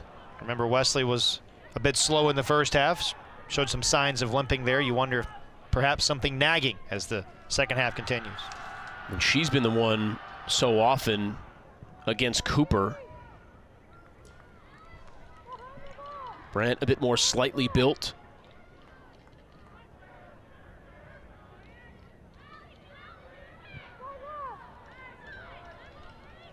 Rubenstein toward the top of the 18-yard box. Nobody home. Now Dom's able to settle. She draws a crowd. Dom's working against Nabet there. Plays it off. Some fancy dribbling into the box. Grubel settles this one. Grubel looking near post and chips it short side. It might have been deflected by the Blue Devils. They say it was not, and it'll be a goal kick coming for Ruthie Jones. Another nice look for Grubel. Yeah, and I thought Kita Hata was really good there as well. She's been on that far side, cut it back, played the service across there. You see it. Bit of a misplay there for Royson. Groff there in a supporting role, though.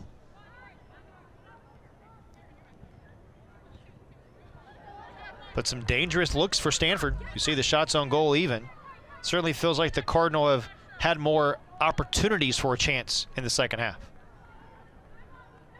Obviously the Blue Devils missing a great opportunity with Cooper missing the cage. Stanford's had more chances. Duke's had the best one. Now Cooper trying to close down the speed, or close down the gap there with some speed. This is not what you want to see. Brandt just coming on the field. And off her line, that ball deflected. This is totally unnecessary if you're Stanford as well. You've brought this on yourself. Just clear the ball. You do not want to be playing with the ball with Cooper bearing down on you.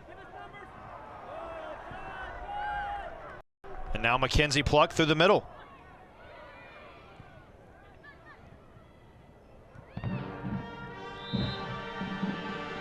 Rare foul call in this game. Will go against the Cardinal. Take another look at Katie Meyer off her line here a moment ago.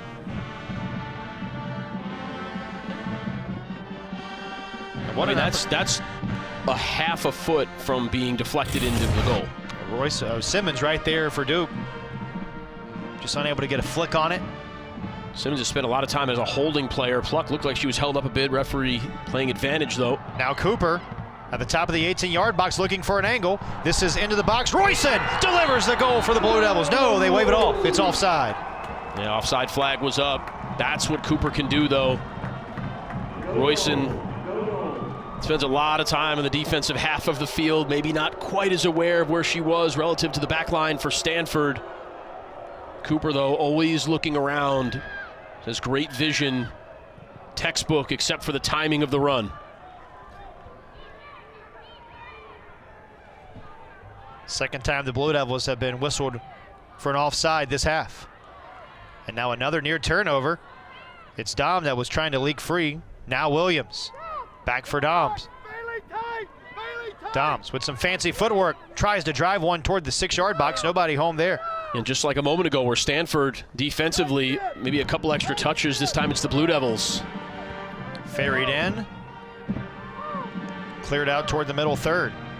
Cooper trying to win the 50-50 ball, heads it down, and it's Duke the other way. And Pluck, a hard takedown there. Good play by Rubenstein to go right at Pluck. Take one more look at the offside just a moment ago, Ryan, as Duke nearly took the 2-goal advantage. You watch 15 left of your screen. Yeah, it looks to be the right call. Stepping behind the last defender.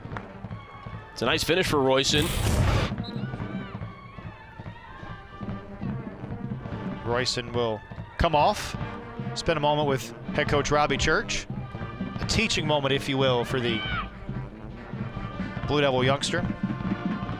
Royson, the sophomore.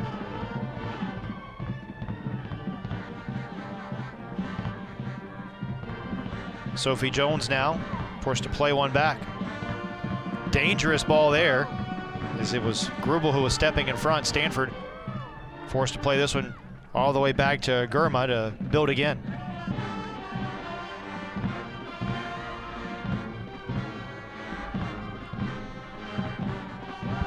Long run here, and unable to settle are the Blue Devils or the Cardinals. It'll be Stanford who wins the throw-in. The Cardinal deep in their attacking third.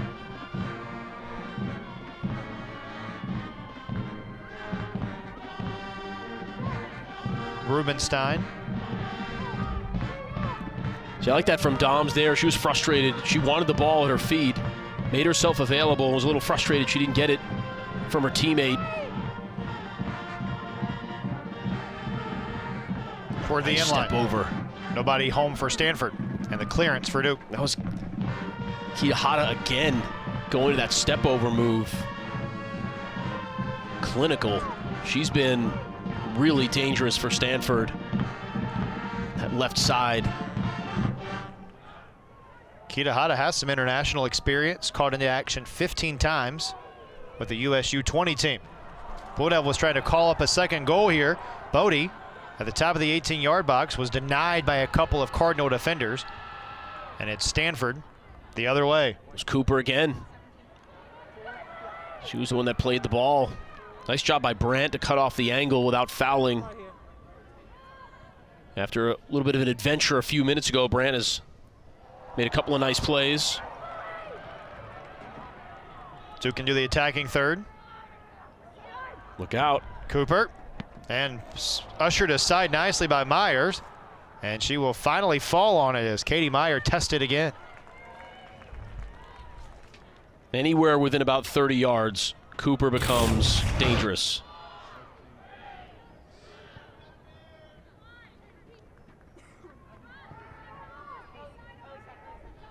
It's a nice save in the end by Meyer. May have hit the post, but no way you can take that chance. A couple of opportunities for Michelle Cooper in this second half. Stanford trying to build another attack, where the Cardinal have really spent a lot of time on this end, and another opportunity results in a goal for Stanford. How about that? Girma just hammers one, upper 90. Talked about how good she is defensively. Defensive Player of the Year a couple of years ago. A threat offensively as well. We're tied at 1 with 24:09 to play. That is an absolute laser. Nothing for Ruthie Jones to do there. And if you're the Cardinal, you're just hanging around, keeping it a 1-0 game. Duke will rue a couple of opportunities they had to make it 2-0. Still plenty of time left in this game for either side to find the lead. Duke trying to find the lead here off the touch. Cooper couldn't shake free. And now it's Stanford the other way with Rubenstein. Grace Watkins has come on for the Blue Devils. She's another who's got a cannon for a shot. Clearly, both teams have options in that regard. So now 23.5 minutes remaining in regulation. What, if anything, changes with the game all square? I don't know that anything does, because I'm not sure that much changed. Maybe the execution did, but I don't know that much changed in the lead up there. Both teams with opportunities. That'll be advantage, at least temporarily. It's Grubel who was fouled. And a look here for Stanford, a set-piece opportunity perhaps. Yeah, Cardinal bench is excited. They know they've got a golden chance here. They've got the momentum. Blue Devils on their heels.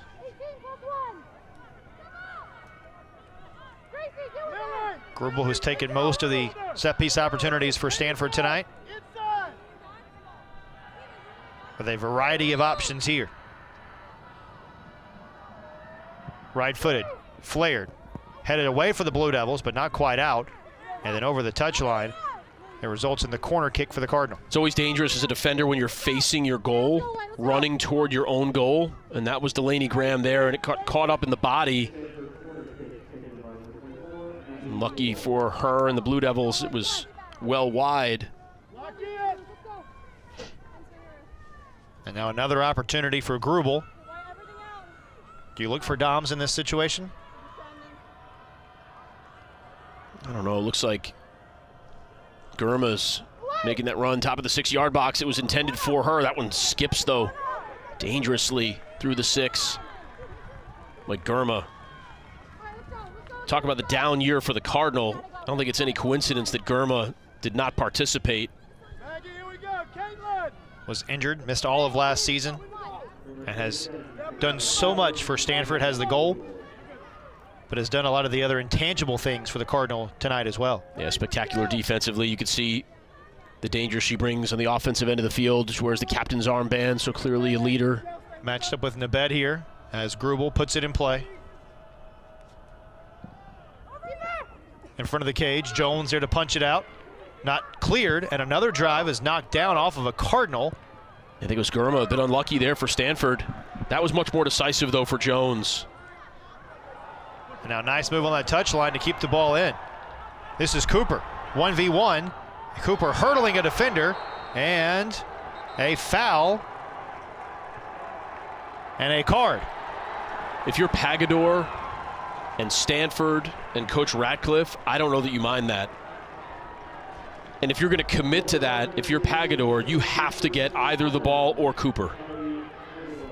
If you launch yourself at the ball in that situation, you've got to come up with something. Otherwise, it's one-on-one with the goalkeeper.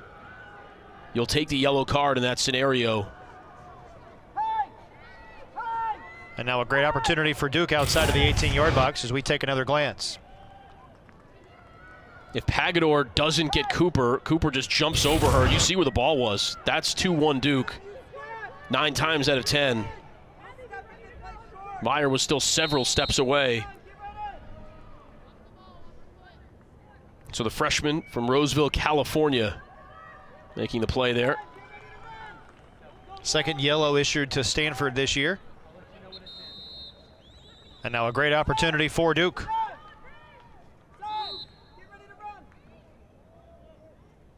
Blue Devils looking to reclaim the lead. This is Cosme who drives one near post and in! The Blue Devils take the lead!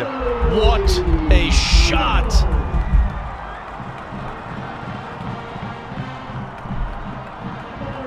Think these teams are any good? Think there's any individual talent out there on the field right now?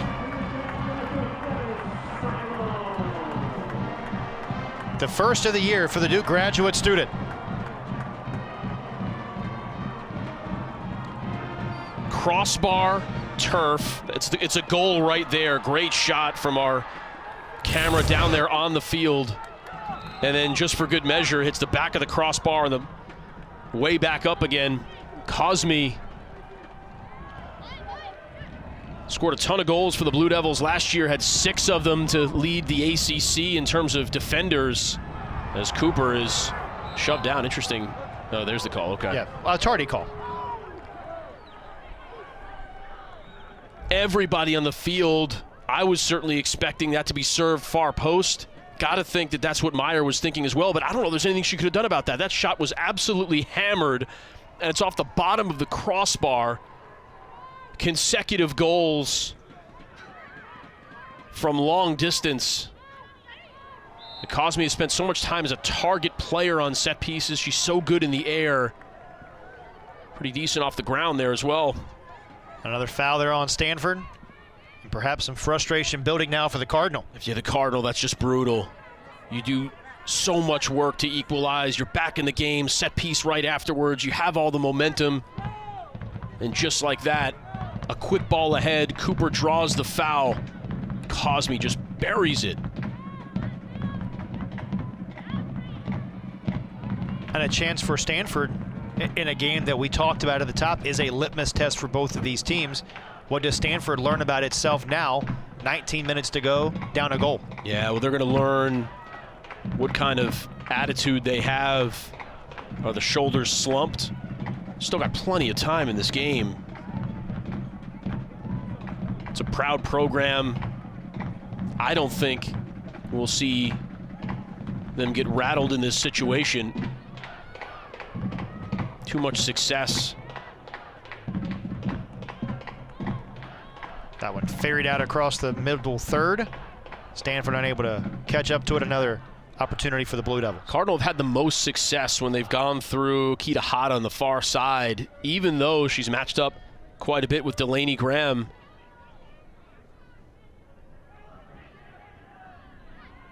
Through the middle. Duke, of course, looking for that 2-goal advantage. Think of the missed opportunities for Duke in this second half. And you talk about a squad fighting through adversity. If you're Robbie Church and his staff, have to love the way that his club has responded after Stanford gets the equalizer. I think you're totally right, and this happened against Washington. The Blue Devils were up 1-0 late in that game. The Huskies scored to make it 1-1, and then just a couple of minutes left in regulation. Duke pulls ahead 2-1. Looked for a while that Duke was going to get a result, then all of a sudden, maybe not. Came up with the goods late. Not quite that deep into the game this time, but very similar scenario against even higher quality competition. Now Stanford in there attacking third. Here's Kita Hata. This way it comes for Rubenstein. Grubel trying to shake loose of a defender. Nice job by Groff to step through again. Now the Cardinal. Williams. Right back for Grubel. And now Rubenstein surveys. Flares one in, and it's ushered away by the Blue Devils. And that'll result in a set-piece opportunity here for Stanford in the corner. Yeah, this is a little unforced for Duke. Bodie gave that ball away, and that's what's created this opportunity for the Cardinal.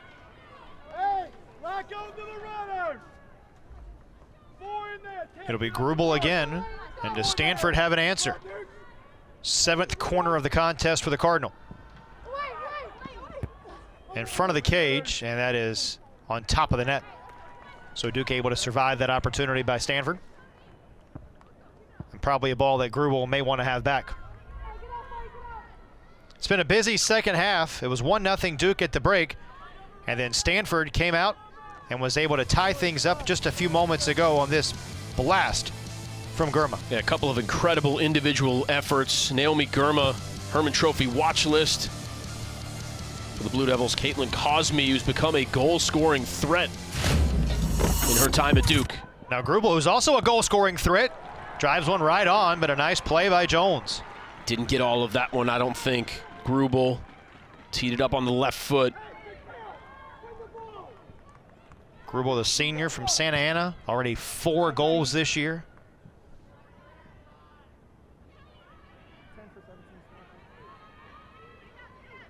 And now as we dwindle toward the final 16 minutes, still plenty of time for Stanford.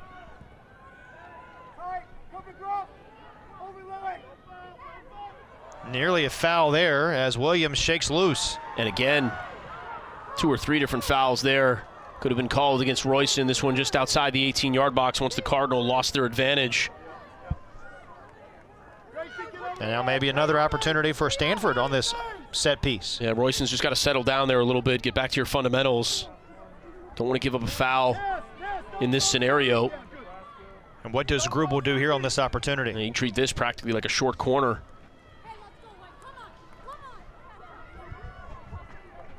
Cardinal looking for the equalizer. It's been a very fun contest between these two heavyweights. Kitahara top of the 18-yard box. Grubel toward Jones, again able to punch it out, and the Blue Devils survive another opportunity. Yep, Jones has been good the last couple of occasions. No call here. Cooper had it on her boot, and then a nice slide by Rubenstein. Duke keeps the possession. You talked about it at halftime. One of your keys for the Blue Devils was about their defense. Do you feel like Duke has been able to maintain that same poise they had in the first half? There've been a couple of loose plays, I would say, in their own defensive third. Bodie with the giveaway a moment ago. Royston there with the foul. It's not as clean as Coach Robbie Church would probably like, but at the end of the day, it's 2-1 in your favor. But there'll be some things they'll look at. Coach Church and the coaching staff will look at on film after this one. Katie Groff, after the foul, will put it in play for Duke. Clock is certainly the ally of the Blue Devils here with 14 minutes remaining. Groff maybe looking for Cooper on a run there, but a nice job once again by Girma to stay with the talented freshman of the Blue Devils. Turned over, funneled ahead. Looking for an angle to cross, and Stanford able to usher this one aside. It's interesting to see on that one. Cooper cut her run short and stayed at the top of the 18-yard box. Seeing if Watkins could cut that one back to her. Cosme right now has the biggest goal of the night for the Blue Devils. Off that set piece, drove one into the near post to give the Blue Devils the lead. Bodie working hard for the ball, middle of the field. Got the freshman on in this big moment. We've seen a lot of freshmen out here tonight making contributions. Kitahara for the Cardinal. Grace Watkins on ahead now for Michelle Cooper. Watkins fighting hard, and possession stays with Duke. Speaking of freshman contributions, Michelle Cooper on the ball.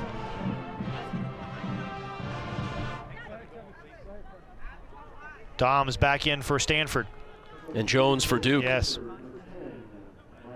Watkins a nice spell to give Jones a breather. And her effort applauded by her teammates.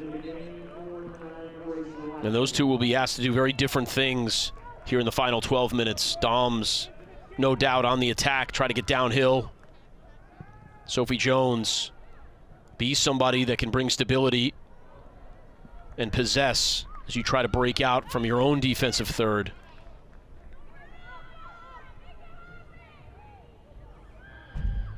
Rubenstein using that touch line to her advantage. Blue Devils keep the possession, tic-tac-toe into the box, and then knocked away nicely by Gurma, beg your pardon. Bit of a head shaker there for Rubenstein. Not sure the back heel. The no-look back heel was a great play there. And another sprawling save by Meyer. Yeah, nearly costly for the Cardinal. Paige Rubenstein breathes a sigh of relief. Really nice save from Meyer. That would have been likely the dagger for the Blue Devils.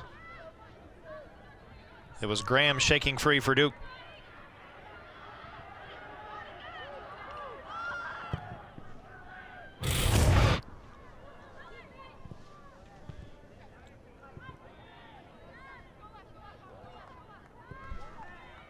Meyer's been good for Stanford. Nothing that she could do on either one of those goals, in my estimation. Funneled ahead by Sophie Jones. Blue Devils unable to keep it in. Pretty serious foot races at the Graham household, I have a feeling, growing up. A lot of pace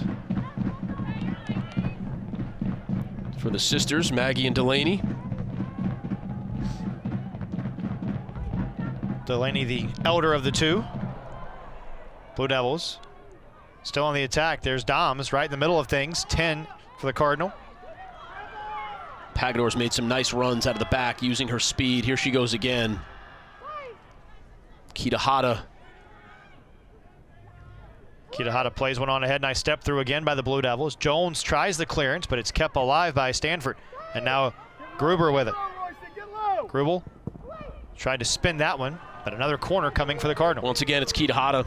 Not only the first time, but the second as well. Earns possession back. Grubel will take another corner. Really impressed by the freshman. You see the advantage for Stanford, 8-3 in terms of corners. Is this the one where the Cardinal can find the equalizer? Far post, and Jones right there for Duke. Yeah, I like that from Jones too. Doesn't necessarily automatically go to the punch. Saw that she had some room. You don't necessarily want to try to catch the ball in traffic, but there's actually quite a bit of space for her to handle that one.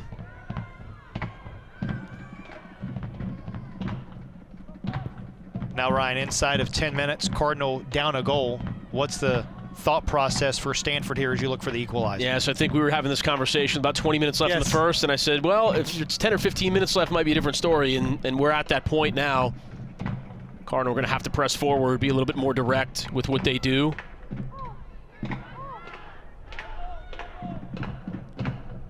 You don't want to get entirely away from what's gotten you here. They've generated plenty of chances. Dom's here with it.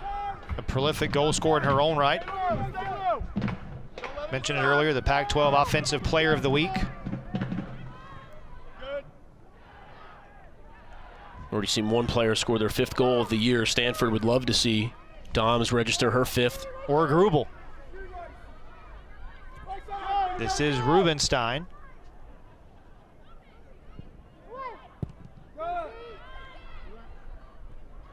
And Ryan, we talked about it, you know, the duo for the Cardinal and Grubel and Doms. What have the Blue Devils done to neutralize those two?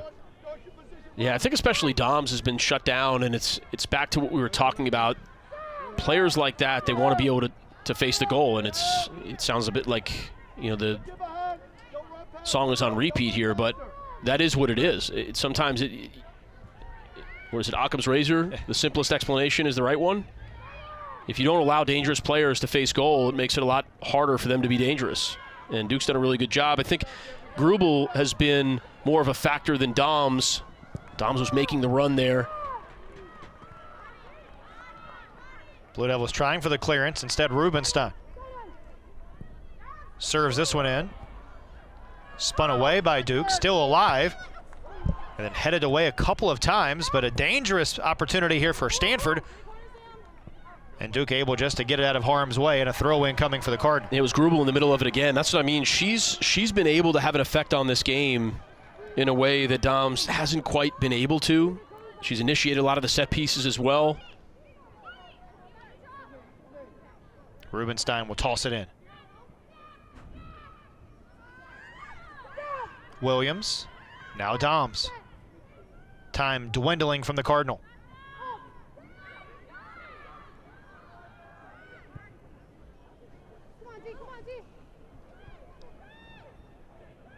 Blue Devils slipping there. Cardinal with some great dribbling. And then taken away. It's the leader of the Duke defense, Sophie Jones, stepping through again. I like that from Jones there. Circle back for a moment. That one played a little farther ahead. I was surprised she didn't lay it off. Didn't have to press that possession quite as much there. It was deflected. I think that's off the Blue Devils. I don't know if Ruthie Jones noticed that. And it will be the corner for the Cardinal here.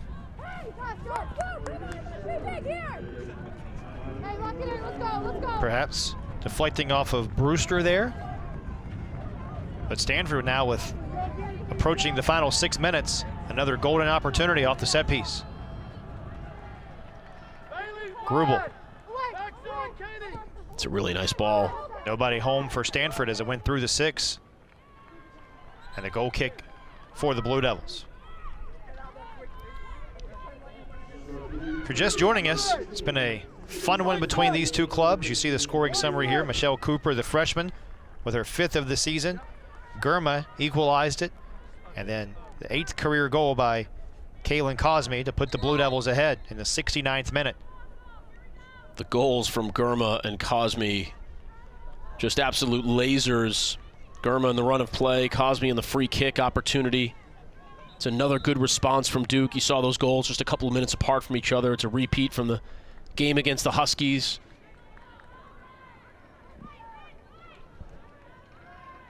Still loads of time left in this one, but if you're the two head coaches, what's the biggest thing that you have learned about your clubs in this matchup?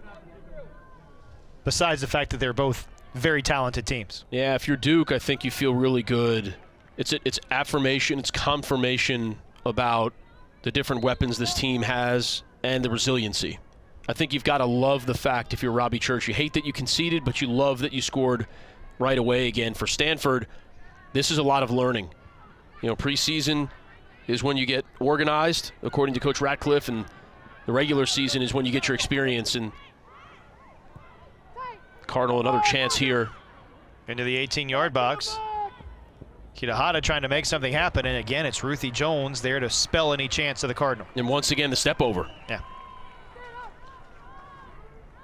That's the best individual move we've seen tonight is Kitahara's step over. She's done it 3 different times with similar results.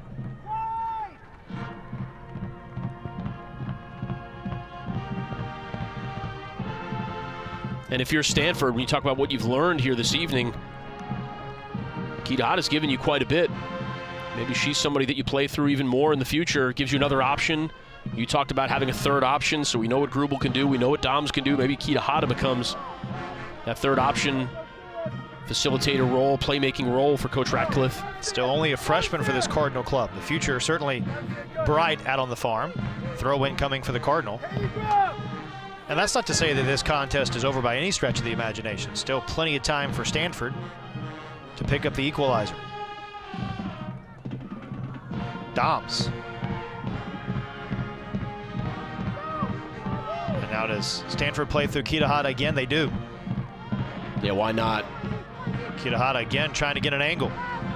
Nice move by the Blue Devils, but it will result in the goal kick because of the foul that was committed there. Or just the goal kick coming at Blue Devil down. Believe that is Delaney Graham that is slow to get up and holding her head. That's been a great battle out there on that side. Kitahara and Graham. Youth versus experience.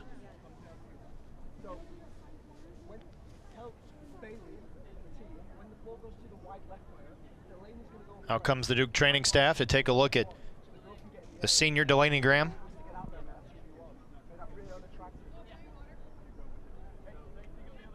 Was holding her head and now appears that they're just talking to Delaney, seeing how she's feeling. Hit her head very hard against the turf here at Koskinen Stadium.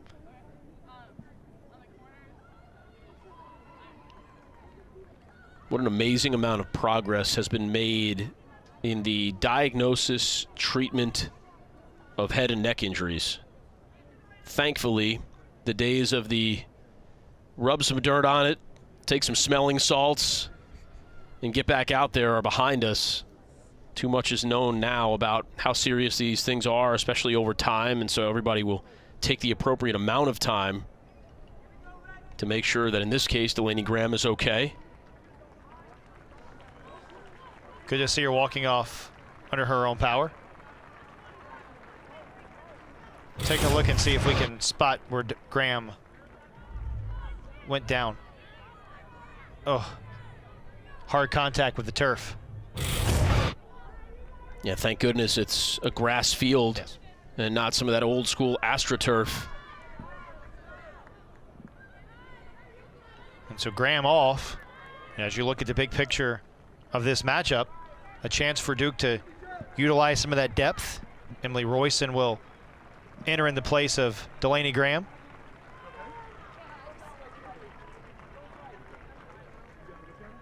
Who will get checked out and will no doubt want to re-enter quickly for the Blue Devils in the final 4 minutes.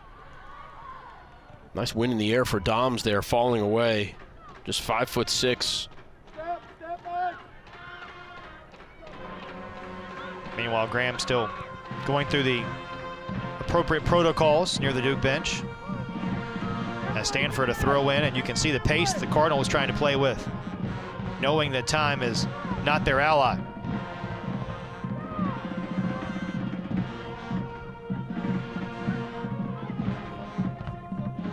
And this is where, of course, the Cardinal possession-oriented, but Duke certainly content to let them pass the ball around their back line. Stanford needs to break some lines here. Duke dropping everybody well behind the ball. Dump toward the corner. Williams trying to track it down. Does so nicely. Flared in, headed out by Duke, but not cleared. This is Cooper, able to serve one away. 2-on-1 on that far side. Handball. Unfortunate there for Girma. And now the possession one for the Blue Devils as we move under 3 minutes. And this will be 30 seconds off the clock, easy.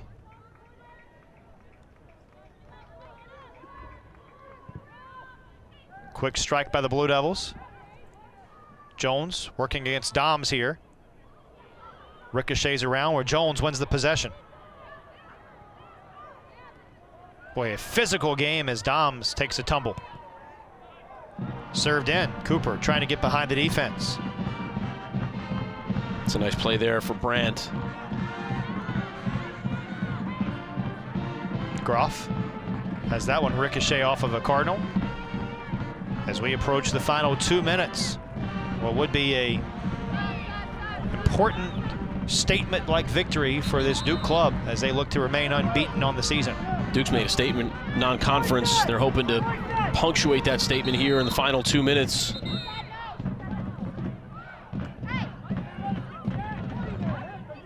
Asked Robbie Church about the schedule and the difficulty of the schedule. Said it's easy to play a schedule like this when you have such a veteran team. Perhaps the schedule looks different in the non-conference for Duke next year with some of this leadership moving on. Duke's got a nice balance of experience and talent. And then you add in someone like Cooper, who's next level. Something special brewing here in the Bull City this year. Be a 5-0 start potentially if Duke can hang on for the last 80 seconds. Stanford would suffer their first loss of the season, and the Cardinal a chance to regroup. Doesn't get any easier for Stanford either, taking on one of the best teams in the country on Sunday at North Carolina. Running the gauntlet here down Tobacco Road. And North Carolina, a shutout victory over Northwestern at Dorrance Field just down the street. Meanwhile, the Blue Devils will take the weekend off. They will be back in action next week here at home against East Carolina in their final non-conference tune-up before they take on the Tar Heels to open up Atlantic Coast Conference play. How about the win percentages between Radcliffe and Dorrance?